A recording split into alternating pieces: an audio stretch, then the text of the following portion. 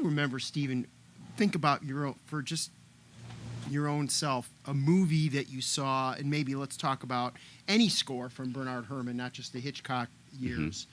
What was the one that stuck out to you? Well, strangely enough, and perhaps not strangely, it was the Twilight Zone scores. Yes. And I didn't know who wrote them because I saw them, as many of us did as a child, in reruns.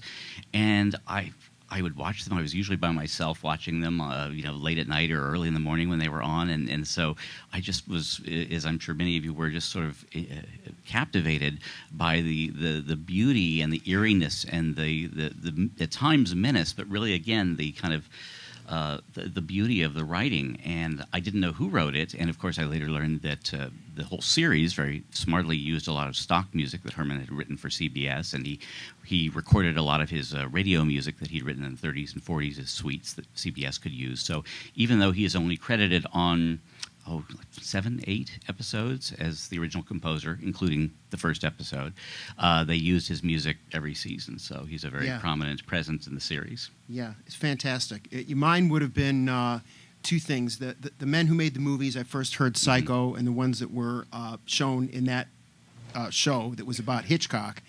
And then the fantasy scores, because in Chicago they had Fraser Thomas Family Classics, and they would show those. That was 3:30 to 5:30 every Sunday, and those were on. And I saw all the Journey to the Center of the Earth, Mysterious Island, particularly those two.